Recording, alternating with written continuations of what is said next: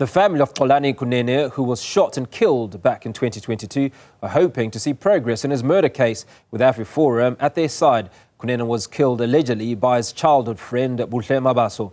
Mabaso was arrested soon after the incident and was granted bail. Since then, the family says there have been constant postponements and worse, they've been offered compensation by Mabaso's lawyers, which would see the accused serve no prison time. To get more details on the story, we're joined by Newzroom Afrika's Katleho Sekhotho. Katleho, good to speak to you this afternoon. What other details do we have on this case, and what is the family of the deceased saying? A very good afternoon, Hugo. Indeed, an aggrieved family who lost their loved one, Xolani Kunene, on the 13th of August 2022, and he was murdered allegedly by his childhood friend Buhle Mabaso. And since then, the family has really been trying to get justice in the murder case, and the family, as you note there, sent pillar to post and constant postponements at the Alexandra Magistrates Court in relation to this case. Now, Mabaso was granted bail of 10,000 rand, and even though at the time he was arrested soon after the incident, he was found to have been allegedly trying to leave the province. But the bail has been granted. He is out. But the family really trying to see justice prevail in this matter because, he was murdered and it was caught on tape. This video of his murder shared by Afriforum's Barry Bateman on the X account, and really depicting the murder scene as it happened outside the Midrand estate.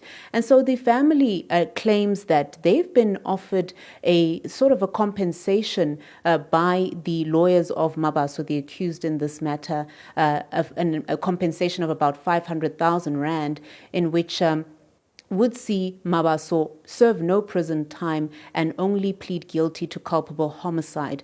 But to get details on this very case, I do have with me Xolani's sister, Sindisiwe, to give us more details about this case. Sindisiwe, thank you so much for your time.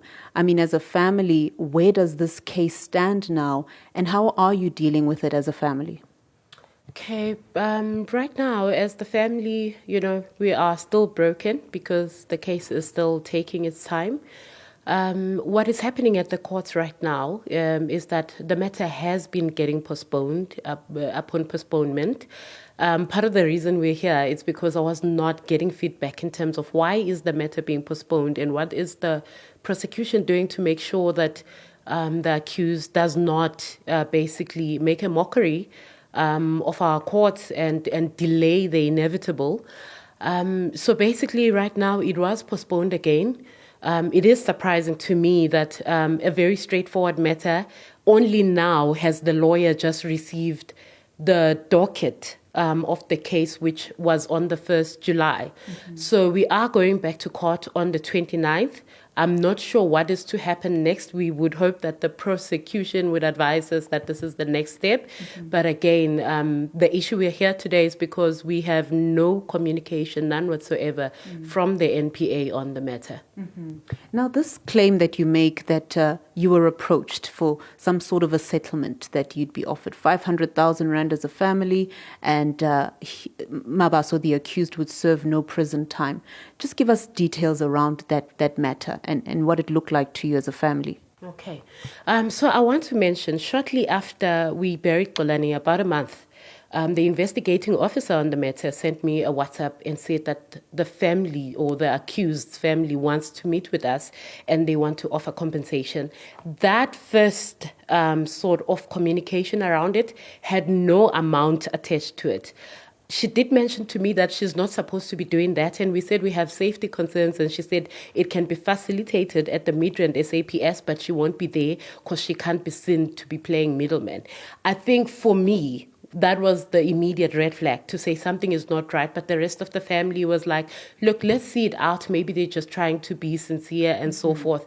I do have friends who are in the legal profession who told me that if you start talking to the family, you are going to be compromising the case because they can use that to basically mitigate the accused sentence.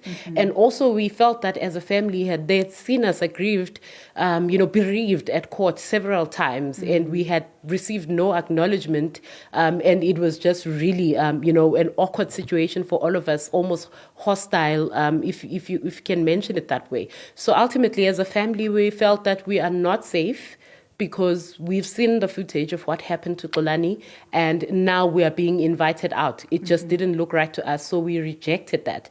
So the second instance where we actually were then positioned with a plea deal by the prosecutor on the case and the investigating officer was around June 2023, and this is when the investigating officer told us that all investigations have been concluded and this matter is meant to proceed. We'll leave it there for now, Sindisiwe. Thank you so much for your time.